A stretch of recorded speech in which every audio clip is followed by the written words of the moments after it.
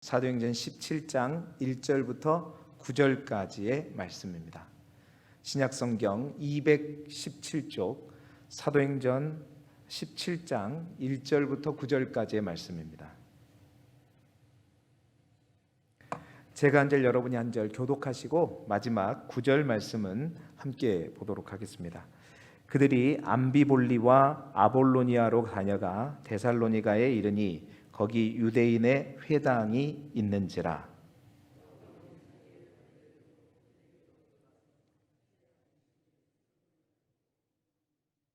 뜻을 풀어 그리스도가 해를 받고 죽은 자 가운데서 다시 살아나야 할 것을 증언하고 이르되 내가 너희에게 전하는 이 예수가 곧 그리스도라 하니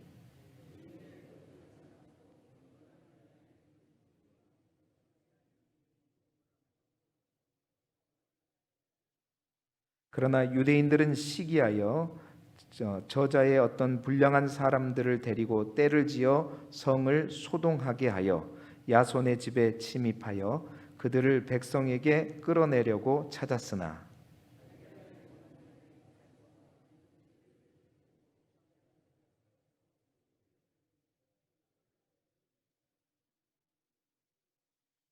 야손이 그들을 맞아들였도다. 이 사람들이 다 가이사의 명을 거역하여 말하되 다른 임금 곧 예수라 하는 이가 있다 하더이다 하니.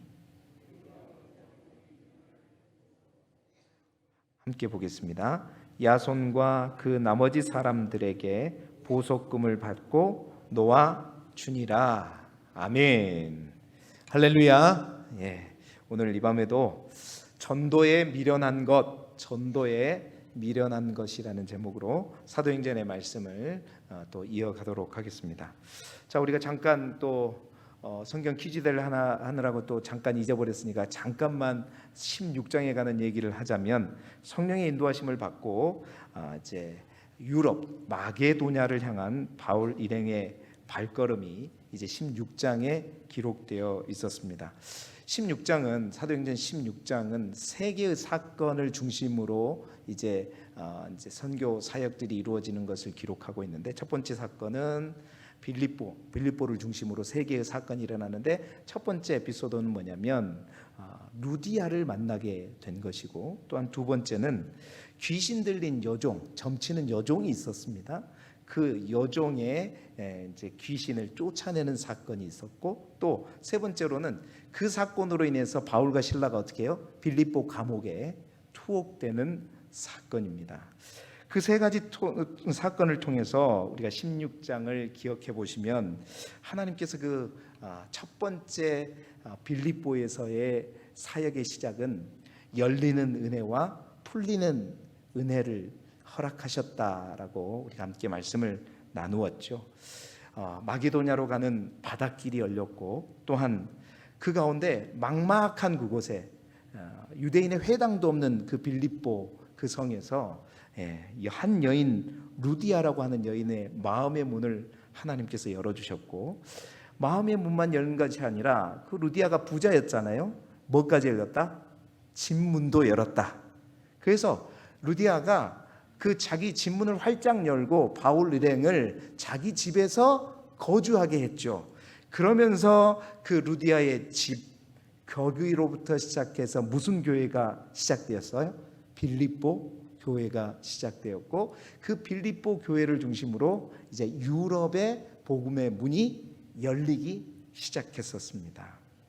자, 뿐만 아니라 열리는 은혜와 더불어서 이제 귀신 들린 여종, 그 귀신에 의해서 점치는 이제 여종이었죠. 그 뒤에는 그 여종으로 인해서 돈벌이를 하는 주인들이 있었지만 그 귀신 들린 여종이 자꾸만 바울을 따라다녔을 때 바울이 이제 선포하며 얘기할 때 그 귀신이 떠나가게 되는 사건.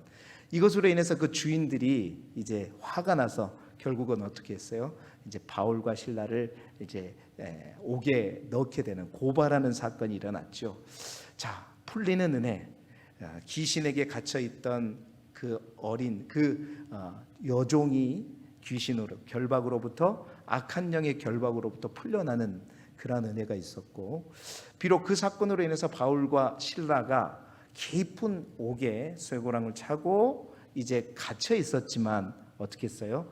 하나님께서 이에 갑자기 큰 지진을 일으킴으로 말미암아 묶여있던 모든 결박이 풀려지고 감옥문이 열리더라. 그렇게 열린 것뿐만 아니라 그것을 지켜보던 졸고 있던 간수가 깨어나가지고 난리가 난 것을 보고 이제 그 간수가 뭔가 죽으려고 할 때 하나님은 바울과 실라를 통해서 그 간수의 또한 마음의 문을 어떻게 했어요? 또 열었죠. 그가 마음의 문을 열고 바울이 주는 정답, 복음의 정답을 듣고 나서 그가 예수 그리스도를 믿고 그뿐만 아니라 그의 가정에도 복음의 문이 열리면서 이제 26장에는 이렇듯 열리고 풀리는 은혜가 있었습니다. 그러한 사건이 일어나면서 이제 바울이 또한 로마 시민권자다라는 사실들 또한 알려지게 되었고 바울과 실라는 이제 자연스럽게 그 감옥에서 풀려나게 되었던 내용들이 바로 사도행전 16장의 내용이죠. 자, 그래서 그 세 가지 사건을 경험한 이후에 바울과 실라와 비롯한 디모데 그리고 그러한 바울의 일행은 이제 본격적인 전도 여행을 들어가는데 뭔가 거점을 마련해야 되는데 빌립보에 약간 아쉬웠던 점은 그거였어요. 이제 유대인의 회당이 없었고 이제 루디아를 통해서 시작되었다는 것인데 또한 거기에서 사실은 감옥에 갇히기 전에 바울과 실라가 어떻게 해서 많이 맞았죠. 많이 맞았어요. 그래서 그곳에서 떠나서 이제 오늘 성경 1절에 보니까 뭐라고 그랬어요? 1절에 그들이 암비볼리와 아볼로니아 말씀을 한번 띄워주세요.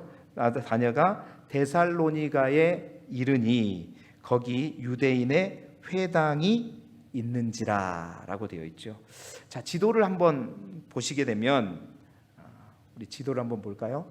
지도를 보게 되시면 저 위쪽에 마게도냐라고 되어 있는 빌립보가 있죠. 그 빌립보에서 어디로 내려왔어요?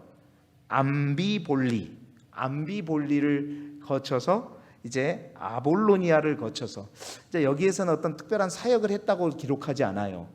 왜 사역을 하지 않았을까? 이제 바울은 항상 기본적으로 전도할 때 이제 관례대로 했던 것이 뭐냐면 유대인의 회당에 가서 이제 복음을 전하는 방식으로 시작했는데 아마 빌립보도 없었지만 그 밑에 있었던 암비볼리와 아볼로니아에도 아마 회당이 없었던 것 같습니다. 그래서 그 발걸음을 이제 그것을 지나쳐서 데살로니가 보이시죠, 여러분? 데살로니가까지 내려왔습니다. 그러니까 빌립보에서 데살로니가까지는 꽤 긴 거리입니다. 100마일이 넘는 아주 긴 거리라고 알려져 있죠. 자, 그래서 그 데살로니가라고 하는 도시에 도착한 거예요. 우리 처음에 이제 2차 전도 여행의 경로를 쭉 한번 다시 기억해 보시면서 드로아 기억하시고 네아폴리로 배 타고 와서 빌립보에서 16장의 사건을 거치고 이제 두 곳을 거쳐서 이제 어디까지 온 거예요? 데살로니가까지 오게 된 겁니다. 자, 데살로니가는 어떤 도시인가? 데살로니가는 꽤 큰 도시였습니다. 다시 말해서 데살로니가는 주전 167년에 로마가 마게도냐를 정복할 때는 이 데살로니가가 이제 마게도냐 지역을 두 구역으로 나눴을 때 두 번째 구역의 수도였어요. 그런데 한 20년이 지난 이후에 그 마게도냐의 지방이 다시 재조직되면서 그 마게도냐의 수도가 이제 이 데살로니가가 되면서 이제 꽤 큰 도시로 알려져 있었고요. 주전 42년에 이제 로마가 이제 내란이 발생하면서 이 빌립보 부근에서 이제 그 아우구스투누스 황제와 다른 어떤 싸움이 일어나게 됐었을 때 이 데살로니가 사람들이 아우구스투스 황제를 돕게 되죠. 그 도움으로 인해서 사실은 로마의 지배로부터 자유함을 얻게 되는 그러한 도시가 데살로니가라고 하는 도시였어요. 그러다 보니까 이 데살로니가는 아까 지도에서도 보면 왼쪽에 바다를 끼고 오른쪽에는 내륙을 끼고 있었기 때문에 뭔가 많은 사람들이 왔다 갔다 할 수 있는 중심 도시가 되었고, 이제 그들이 말로 의하면 영토의 심장과도 같은, 그리고 자유했잖아요. 로마의 지배를 받지 않는 자유 도시가 되다 보니까 많은 사람들이, 그러니까 인구가 약 20만여 명 사는 그러한 도시에다가 경치도 좋았고 경제적으로 중심지였기 때문에 바울은 바로 이곳을 유럽에 복음을 전하기 위한 전략적인 요충지로 생각했던 것입니다. 그래서 저 위에 있었던 빌립보를 떠나서 이제 다소 멀지만 이 데살로니가까지 내려오게 된 것이죠. 그래서 이러한 바울의 행보로 인해서 데살로니가는 이제 2차 전도 여행을 통해서 사도 바울이 유럽에서 빌립보에 이어 두 번째로 교회가 세워진 지역이 되었다라는 것입니다. 자, 이렇게 해서 사도 바울은 이제 유럽에서 마게도냐에서의 본격적인 전도 활동에 들어가게 되는데요. 여러분, 우리가 지금까지 1차 전도 여행도 쭉 봤지만 바울이 처음에 복음을 전할 때는 열정적으로 복음을 전했다가 루스드라에서 막 복음을 전했을 때 듣고 은혜 받는 사람도 있었지만 이제 유대인 사람들이 시기하고 질투해가지고 루스드라에서부터 따라와가지고 이고니오로 더베까지 따라와서 막 돌에 맞아 죽을 뻔하고, 그러니까 복음을 전하면서 여러 가지 경험이 있어요. 감옥에도 갇혀봤고 돌도 맞아봤고 핍박도 받아봤고 무시도 받아봤고, 그러면서 사도 바울은 이제 2차 전도여행 좀 마게도냐에 온 다음으로부터는 뭔가 자기 나름대로 전도하는 비법, 전도의 방법들, 매뉴얼들이 생기게 되었습니다. 그래서 하나님께서, 성령께서 인도하신 이 마게도냐에서 본격적으로 이제 전도 활동을 하게 되는 것이죠. 그래서 저는 16장에는 뭔가 열리는 은혜, 풀리는 은혜를 관점으로 바라봤다면, 이제 17장은 여러분들과 함께 오늘부터 사도 바울이 어떻게 복음을 전하는가, 전도하는 바울, 우리 교회도 전도하는 교회가 되기를 소망합니다. 사실은 이제 우리 저녁마다 기도할 때 우리 중보기도팀은 알겠지만 아직 우리가 코로나나 이런 여파로 인해서 전도를 본격적으로 하고 있지는 않습니다. 그러나 내년에는 그런 어떤 전도 활동들을 조금씩 이제 시작하고, 그런데 이제 전도는 무조건 가면 되는 것이냐, 사실 오늘 말씀에서 그 답을 가르쳐 주는 건데요. 전도는 어떻게 해야 되는 것이 가장 효과적인 방법인가?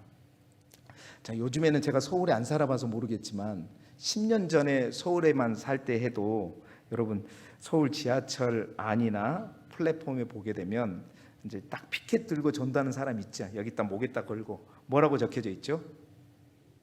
잘 아시네요. 여러분 해보셨어요? 예수 천당 불신 지옥 해가면서 복음을 전하는 사람들이 지금도 아마 있을 겁니다. 참 그것을 보게 되면 모르겠어요. 우리는 젊으니까. 여러분들 보시기에는 어떻게 해요? 저희는 볼 때 사실은 그걸 들고 가서 타면 모든 사람들이 그분들에게 관심을 가져요, 안 가져요? 사실은 가져요. 우리가 같은 이제 그리스도인으로서 그분들 입장에서 주의를 딱 보게 되면 대부분 별로 관심이 없어요. 대부분 관심이 없어요. 그게 정말 복음을 전하는 좋은 도구가 될까? 오히려 복음을 가리는 역할을 하지는 않을까, 막 그런 생각들을 해보게 돼요. 많은 사람들의 마음이나 이 눈치를 보게 되면. 그래서 이렇게 복음을 전하는 것, 그분들은 그렇게 얘기하죠. 나는 사명이고 열심히 전하는데 뭐 그 복음을 듣든지 안 듣든지 나는 열심히 전하면 되고 복음을 전해 듣지 않는 사람들만 손해다, 뭐 이렇게 얘기를 합니다. 그리고 왜 복음을 이렇게 전하냐? 여러분, 그때에 그분들이 인용하는 말씀이 있어요. 그 말씀이 뭐냐면 고린도전서 1장 21절 말씀입니다. 우리 함께 읽어볼까요? 시작. 하나님의 지혜에 있어서는 이 세상이 자기 지혜로 하나님을 알지 못하므로 하나님께서 전도에 미련한 것으로 믿는 자들을 구원하시기를 기뻐하였도다 하셨도다. 자, 여기서 뭐라 그랬어요? 전도에 미련한 것으로. 그러니까 이 세상이 자기 지혜로는 하나님을 알지 못하기 때문에 하나님께서 전도라고 하는 방법, 근데 그 방법이 어떤 거예요? 미련한 거라는 거예요. 전도에 미련한 것으로 믿는 자들을 구원하시기로 기뻐하였다.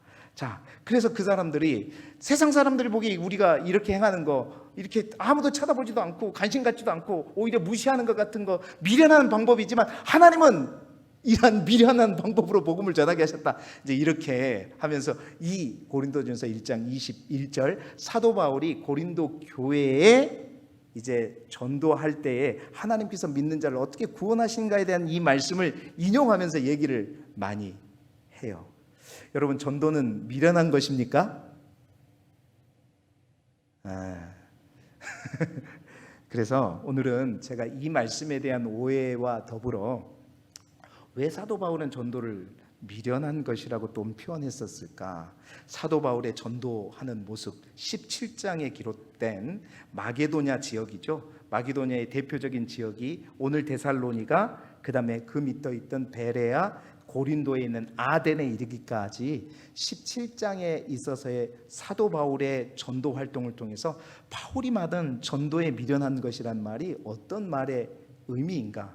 오늘날 예수 전당 불신 지옥처럼 그냥 누가 바보처럼 여기지더라도 그냥 그렇게 나가는 거, 사도 바울은 그런 방법을 말하는 것인가? 우리가 아니면 그 미련한다는 의미가 어떤 다른 의미가 있는가? 또 오늘 다음 시간을 통해서 함께 알아보기를 원합니다. 오늘은 그 첫 번째로 사도 바울이 아까 고린도전서 1장 21절에 말했던 전도에 미련한 것이라는 말의 본래 의미를 한번 원어를 통해서, 그리고 사도 바울이 실제로 전도한 것을 통해서 우리가 한번 알아보고 이제 오해를 벗고 우리도 사도 바울처럼 정말 복음을 전하는, 하나님이 기뻐하시는 전도자의 삶을 살기를 소망합니다. 자, 먼저는 우리가 그것을 말하기 전에 우리가 정말 전도를 해야 되는 것인가? 전도 꼭 해야 되는 것인가? 어떻게 해야 돼요? 해야 돼요, 말아야 돼요? 왜 안 해요 지금? 하고 있어요? 마음에 두고 계신 분들은 있죠? 네, 다 있을 거예요. 있을 거예요. 자, 전도 당연히 해야 되고 반드시 해야 됩니다. 자, 왜 전도를 해야 되는가? 먼저 그 이유를 우리가 정리를 하고 나서 전도를 어떻게 하는 건가, 무엇 미련하는 거라는 것은 무슨 의미인가를 살펴봐야 될까? 왜 전도를 해야 되는가? 네 가지로 설명하자면, 첫 번째 우리가 꼭 반드시 전도해야 될 이유는 그 전도라고 하는 것이 예수님의 명령이기 때문입니다. 부활하신 예수님께서 제자들에게 주신 말씀, 그 말씀이 뭐예요? 가서 제자를 삼으라라고 그랬죠. 그래서 전도는 예수님께서 교회에게 부여하신 가장 중요한 사명이 바로 전도라는 것입니다. 자, 그래서 전도는요, 예수님께서는 전도를 어떤 이 시대에 우리가 많은 교회들이 생각하는 것처럼 부흥의 도구나 방편으로 주시지는 않았어요. 뭐다? 우리의 목적, 그리스도인의 삶의 목적 내지는 우리의 사명으로 주셨다는 겁니다. 여러분, 부흥의 도구로 전도하는 것과 사명으로서 전도하는 것은 결과가 달라져요. 부흥의 목적으로 전도하게 되면 항상 부담이 됩니다. 그리고 그 결과가 온전치 못할 때는 마음이 불편하죠. 그러나 사명이라는 건 뭐예요? 잘하든 못하든 결과가 있든 않든지 간에 나는 항상 죽을 때까지 그 일들을 감당하면서 산다는 것, 이게 사명이잖아요. 그러니까 전도는 부흥의 도구가 아니라 우리의 사명이다. 그 사명을 온전히 감당할 때 하나님은 때로는 부흥도 허락하시는 것이고, 또 그렇게 전도해도 부흥되지 않을 수가 있어요. 여기서 말하는 부흥은 숫자적인 부흥을 지금 얘기하고 있는 것입니다. 그것은 전도는 무조건 한다고 해서 그것이 숫자적인 부흥과 연결되는가, 또한 그런 것은 아닙니다. 결과는 하나님께 맡기고 최선을 다함으로 인하여 감사하는 것, 이게 곧 사명인 거죠. 그래서 예수님은 마태복음 28장 19절 20절에 이렇게 전도의 사명을 주셨습니다. 우리가 잘 아는 말씀이 같이 읽어보겠습니다. 시작. 그러므로 너희는 가서 모든 민족을 제자로 삼아 아버지와 아들과 성령의 이름으로 세례를 베풀고 내가 너희에게 분부한 모든 것을 가르쳐 지키게 하라. 볼지어다 내가 세상 끝날까지 너희와 항상 함께 있으리라 하시니라. 아멘. 첫 번째 우리가 전도해야 되는 이유는 무엇 때문이다? 예수님의 명령이기 때문이다라는 거고요. 두 번째 우리가 반드시 전도해야 될 이유는 뭐냐면 성령님을 우리에게 보내주신 목적, 1차 목적이 뭐냐면 전도 때문입니다. 사실 여러분, 우리가 자꾸 헷갈려하는 것이 뭐냐면 우리가 성령 충만해져서 많은 어떤 신비한 능력들도 경험하고 또 하나님의 은사를 체험하고 놀라운 일들을 해결하게 되고 다 좋습니다. 그런데 분명히 할 것은 하나님께서 성령을 우리에게 보내주신 가장 1차적인 목적은 뭐냐면 증인된 삶을 위해서 보내신 것입니다. 우리가 잘 아는 사도행전 1장 8절 말씀에 바로 그것이 나와 있죠. 오직 성령이 너희에게 임하시면, 예수님께서 부활하셔서 승천하기 전에 제자들에게 하신 말씀이잖아요. 오직 성령이 너희에게 임하시면 너희가 권능을 받고 예루살렘과 온 유대와 사마리아 땅끝까지 이르러 뭐가 될 것이다? 내 증인이 될 것이다. 성령이 우리한테 임하심으로 말미암아 성령 충만하게 됨으로 말미암아 우리가 이 땅에서 누리는 풍성한 많은 은혜들이 있습니다.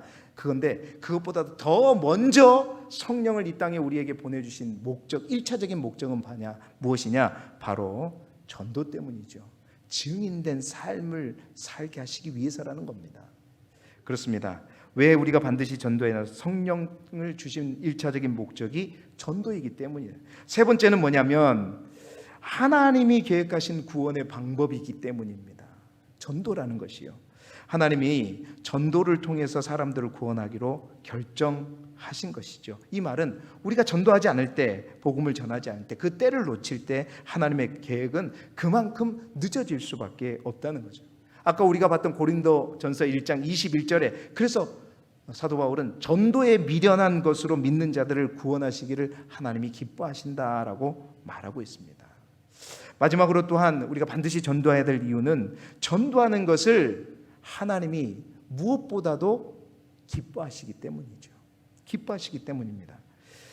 사도 바울이 로마 교회에 보낸 로마서 10장 13절 15절의 말씀, 이제 인용된 이사야 말씀은 인용된 말씀인데요. 좀 길지만 이 말씀을 제가 한 절 여러분이 한 절 함께 반복해서 읽어보도록 하겠습니다. 제가 13절부터 읽겠습니다. 누구든지 주의 이름을 부르는 자는 구원을 받으리라.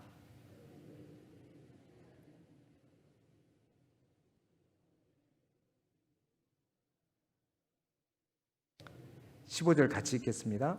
보내심을 받지 아니하였으면 어찌 전파리요? 기록된 바 아름답도다 좋은 소식을 전하는 자들의 발이여 함과 같으니라. 하나님이 보시기에 그렇습니다. 듣지도 못한 이들이 어떻게 믿을 수 없다. 반드시 전하는 자가 있어야 된다는 거죠. 근데 전하는 자들의 그 발걸음이 뭐라 그랬어요? 아름답도다. 좋은 소식을 전한 들의 발이 너무나도 아름답다. 그러니까 하나님은 우리가 전도하는 것을 기뻐하시기 때문에, 가장 기뻐하시기 때문에 영혼을 구원하고 또한 하나님이 그토록 찾으시는 영혼을 우리가 찾아가서 하나님께로 돌아오게 하는 역할을 하기 때문에 아버지의 마음으로서 그것이 얼마나 기쁘겠냐요. 그래서 우리가 전도는 반드시 해야 되는 것이고 또 그 전도를 통하여서 하나님께 영광을 올려야 될 줄 믿습니다. 자, 그래서 반드시 전도를 해야 되는데 오늘 사도 바울이 이제 그 전도를 함에 있어서 이제 데살로니가에 가서 이제 여러 가지 방법과 전략을 가지고 전도를 하는데 그 중에서 오늘 가장 중요한 한 부분만 볼 거예요. 어떻게 전도하느냐? 그가 전도하는데 뭐 예수 천당, 불신 지옥 이렇게 하면서 전도하지 않았어요. 그가 전도하는 첫 번째 방법에 대해서 오늘 본문 2절은 이렇게 기록하고 있습니다. 우리 2절 말씀 같이 읽어보죠. 시작. 바울이 자기의 관례대로 그들에게로 들어가서 새 안식일에 성경을 가지고 강론하였다. 자, 여기서 우리가 주목할 단어는 자기의 관례대로. 자기의 관례대로라는 것은 뭐냐면 사도 바울이 이제 1차 전도 여행부터 전도를 하면서 자기만의 전도법이 있었던 거예요. 그게 자기의 관례대로예요. 자기의 습관대로, 자기의 관례대로 이렇게 복음을 전해야 되겠다 해서 그가 들어간 곳이 어디냐면 유대인의 회당이었던 거죠. 유대인들이 있는 곳이었어. 그들에게로 들어가서 새 안식일에, 왜 안식일이었냐? 아마 주중에는 사도 바울이 이제 동료들과 함께 이제 돈을 벌어야지 먹고 재정이 있어야 복음도 전할 거 아니에요. 그 일들을 했던 것 같아요. 즉 안식일에 가서 성경을 가지고 그들에게 강론하였다라고 기록하고 있어요. 뿐만 아니라 3절 17장 3절 말씀을 보게 되면 성경을 가지고 뭐 했다? 뜻을 풀어 가지고 그리스도가 해를 받고 죽은 자 가운데 다시 살아나야 할 것을 증언하고 이르되 내가 너희에게 전하는 이 예수가 곧 누구다? 구원자다. 그리스도라라는 것을 그들에게 증언하였음을 보게 됩니다. 어떻게 해요? 몇 주 동안? 3주 동안. 자, 여기서 사도 바울의 자기의 관례는 사도 바울이 전도하는 법은 이렇게 전도했어요. 근데 바로 이러한 사도 바울의 전도 방법이 고린도전서 1장 21절에는 뭐예요? 전도에 미련한 것으로 표현했죠. 왜 이게 미련한 것인가? 라는 생각을 하게 되는 거죠. 그렇습니다. 일반적으로 전도에 미련한 것은 우리가 생각하는 그 미련한 것, 그게 아닙니다. 이제 고린도전서 1장 21절에 있는 그 말씀을 우리가 원어를 잘 살펴볼 필요가 있는데, 이 전도라고 하는 단어는 어떤 말이냐면 이제 그 주님의 도를 전하는 것을 전도라고 얘기하죠. 그러니까 전도라고 하는 것은 일반적인 의미는 뭐냐면 복음을 전하는 것입니다. 다시 말해서 뭐 전도지를 나누어 주거나 복음을 들려주거나 혹은 설교를 통해서 복음을 전하거나 책을 통해서 복음을 전하거나 삶을 통해서 복음을 전하는 거나 이게 다 전도예요. 이건 전도의 일반적인 의미입니다. 근데 고린도전서 1장 21절에 사도 바울이 말했던 전도에 미련한 것 했을 때 그 전도는 일반적인 전도의 의미가 아니라는 거예요. 우리가 거기서 오해가 있는 거예요. 그 전도에 미련한 것 했을 때 그 전도는 헬라어로 뭐냐면 캐리그마입니다. 다시 말해서 캐리그마를 이 영어 성경은 다 뭘로 번역했냐면 프리칭, 다시 말해서 설교로 번역했어요. 그러니까 전도에 미련한 것이라고 말했던 그 전도의 방법은 우리가 했던 일반적인 전도의 방법이 아니라 프리칭, 설교를 통해서 복음을 전하는 것, 또한 예수가 그리스도이시요 우리의 주인 되심을 선포하는 것, 바로 이것이 사도 바울이 말하는 건 이것이 바로 전도에 미련한 것 할 때 그 전도의 의미라는 거예요. 그렇다면 왜 그것이 미련한 것일까요?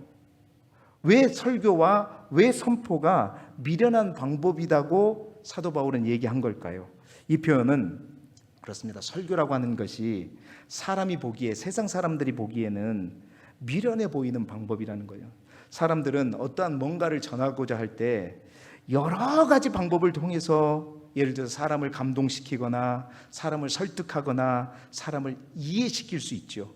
그런데 그러니까 사도 바울이 말하는 설교, 캐리그마, 선포, 증언, 이건 뭐냐면 일방적으로 뭔가를 선포하거나 설교하는 방법으로 어떻게 보면 감동도 설득도 쉽지 않을 수가 있습니다. 그러니까 세상 사람들이 생각하는 지혜로운 방법으로 따지면 더 좋은 방법들이 많이 있을 텐데, 우리가 사도행전을 통해서 쭉 본 바와 같이 복음을 어떻게 전했냐면 성령이 임하였을 때도 항상 베드로도 오순절에 뭘 했어요? 설교를 했어요. 말씀을 전파했단 말이에요. 그러니까 오늘 이 데살로니가에서 복음을 전했던 것처럼 하나님의 말씀을 붙들고 구약 성경에 있는 성경의 말씀들을 쭉 인용하면서 예수가 그 메시아가 누구인지를 말했고, 그 메시아가 지금 오늘 우리 가운데 죽었다가 부활하신 바로 그 예수가 그 구약에 있는 그 말씀의 메시아다라는 사실들을 언제나 전했다는 겁니다. 바로 세상 사람들이 보기에는 그렇죠, 더 좋은 방법, 더 아름다운 방법, 더 효과적인 효율적인 방법들이 많이 있겠으나 사도 바울은 이 하나님께서 세상 사람들이 자신의 지혜로는 그 하나님을 알 바가 없기 때문에 이 설교라는 도구를 통해서 말씀을 바탕으로 예수가 누구인지, 우리가 왜 예수 그리스도를 믿어야 하는지, 왜 우리가 죄인인지, 그리고 예수는 우리에게 무엇으로, 그러니까 주와 그리스도로 왜 오셨는지를 대해서 자세하게 선포하는 것, 바로 이것이 바로 전도의 의미였고, 그것은 세상 사람들이 볼 때 미련한 방법이었다라고 말하고 있는 것입니다. 그래서 이 전도에 미련한 것은 단순히 아무런 준비도 없이 그냥 전도지 하나 들고 예수 믿으세요 하고 여기 전디고 여기, 이게 아니란 거예요. 이게 미련한 방법이 아니라 이 전도는 바로 설교라는 겁니다. 그러니까 설교가 가장 초대교회 때 복음을 전하는 이제 최고의 수단이었으나, 그것은 세상 사람들이 볼 때에는 미련한 방법처럼 보였기 때문에 전도에 미련한 것으로 구원을 받게 하셨다라는 사실입니다. 그렇습니다. 우리는 이 전도에 미련한 것에 대해서 오해를 하지 말아야 될 것 같아요. 그러니까 복음을 전하는 데 있어서는 사실은 오늘 사도 바울도 이 데살로니가에 도착해서 3주에 걸쳐서 아까 뭐라고 그랬어요? 성경 말씀에 뜻을 풀었다고 얘기했잖아요. 강론했다고 얘기했잖아요. 그것을 통해서 왜 예수를 우리가 꼭 믿어야 되는지, 왜 이분이 예수인지에 대해서 그들에게 설명해 주었다는 것입니다. 무조건 예수 믿어라, 무조건 믿어라, 그렇게 하지 복음 전하지 않았다는 겁니다. 물론 여러분, 우리가 복음을 전할 때 어떤 사람이 그냥 이해가 되지 않아도 그냥 믿어지는 건 성령의 은혜입니다. 그렇게 되면 좋겠죠. 그런데 복음을 전할 때 사도 바울의 방법은 그러지 않았습니다. 본인이 다메섹 두상에서 철저하게 예수님을 만났고, 자신조차도 하나님의 말씀, 구약의 말씀들을 잘 묵상하면서 그 예수님을 만났던 그분이 바로 구약 성경에서 말씀하신 그 메시아라는 사실들을 본인 분명히 깨달았고, 그러한 사실들을 많은 이들에게 가르쳤고 강론했고 풀어줬고 이해시켜줬다는 겁니다. 그래서 그는 많은 사람들의 질문에 왜 우리가 예수를 믿어야 되지? 그거에 대한 답을 줄 수 있도록 준비되어서 복음을 전했다는 거죠. 저는 오늘 좀 복잡한 것 같지만 사도 바울이 이렇게 복음을 전달하는 그의 관례, 그의 방법을 통해서 우리가 도전받기를 원합니다. 우리가 어떻게 복음을 전해야 될까? 사실은 복음을 전하는 데 있어서 우리는 일반적으로 그렇게 생각합니다. 그냥 전도지만 만들어서 그냥 어디저디 가가지고 사탕 주고 못 주고, 사실은 이게 초대교회 전도 방법이 아니었어요. 그렇게 전도하는 게 맞다고 생각하면 이건 진짜 미련한 방법입니다. 그 미련함에 더 깊은 의미는 다음 주에 제가 나누어 드릴 텐데, 항상 우리가 전도자는, 복음을 전한 자는 나의 메시지가 있어야 됩니다. 내가 만난 예수가 있어야 돼요. 적어도 예수가 다른 사람에게는 누군지 몰라도 나에게 있어서 예수 그리스도는 무엇인가에 대한 분명한 고백이 있어야 됩니다. 왜 예수 믿어야 됩니까? 왜 예수가 답입니까? 에 대한 답도 몰라. 여러분, 그때 정말 2000년 전에 사람들보다 지금 많은 사람들은 더 지식이 풍부합니다. 더 질문이 많아요. 여러분들에게 뭐라고 물어보면 여러분 그냥 믿어. 믿으면 그냥 안 보고 믿는 거야. 그냥 믿어. 이건 진짜 미련한 거예요. 그래서 요즘에는요, 신학자들도 변증적인 변증 신학자가 많아요. 왜냐하면 많은 질문들이 오기 때문에 그것을 하나씩 하나씩 성경 말씀을 인용해서 풀어서 가르치는 그러한 복음의 전도 방법이 반드시 필요합니다. 전도는 그냥 하는 게 아니라 준비되어야 됩니다. 그 준비는 무엇보다도 내가 만난 예수, 내가 알고 있는 예수, 그 예수가, 그 예수님이 나의 인생을 어떻게 바꿔야 되는 분명한 그런 고백이 있어야 되고, 뿐만 아니라 많은 질문을 갖는 이들에게 우리가 왜 예수를 믿어야 되고 예수가 답인지 설명해 줄 수 있는 준비가 되어야 할 줄 믿습니다. 오늘 사도 바울, 그렇습니다. 여러분, 신천지 보세요. 신천지는 잘못된 교리를 갖고 있지만 그들의 강점은 뭔지 아세요? 우리보다 더 기가 막히게 잘못된 교리를 정확하게 설명해요. 마치 정답인 것처럼. 그러니까 젊은이들이 넘어가는 겁니다. 그런데 우리는 뭐라 그래요? 무조건 믿어. 무조건 믿어. 그러니까 젊은이들이 다 떠나갑니다. 옛날에는 배고프고 힘들 때는 그냥 누군가를 그냥 의지하는 것 자체가 힘이고 도움이었기 때문에 그러지. 요즘 젊은이들은 그렇지 않아요. 왜 예수님을 믿어야 되는데요? 질문하면 뭐라 그럴 거예요? 말할 수 있어요? 그런데 거짓 신학을 갖고 거짓 교리를 가진 신천지는 끊임없이 그것을 교육하고 가르쳐서요, 그 오답을 정답처럼 각인시킵니다. 그러니까 다들 교회에서는 그걸 안 가르치고 거기서는 가르치니까 그게 정답인 줄 알고 가는 거죠. 목회자로서 저도 이 말씀을 보면서 이 뜻이 이런 의미구나 깊이 있게 깨닫게 되면서 더 연구해야 되겠구나. 남성교회에서 이단에 대해서 강의를 저보고 해달라고 그랬습니다. 겁나게 부담돼요. 근데 공부를 좀 해야 되겠다라는 생각이 들어지는데 정말 준비됩시다. 그리고 하나님에 대해서 더욱더 알아가시고 또 말씀을 더욱더 알아가셔서 정말 사도 바울과 같이 비록 세상 사람들이 보기에는 미련하죠. 막 말하는 것 자체가 미련한 거예요. 뭐 예수가 답이라고 그러고 뭐 상식적으로 이해가 잘 안 가겠지만 어찌됐든 우리가 설명하는 그것들을 미련한 방법으로 보게 될 것입니다. 그러나 그 가운데 하나님은 역사하시고 지금도 선포되어진 그 캐리그마를 통해서 하나님은 일하시고 계신다는 사실들을 잊지 마시고 오늘도 우리의 삶의 현장에서 복음을 전하며 나아가는 우리 모두가 되시기를 그리스도 예수 이름으로 축원합니다.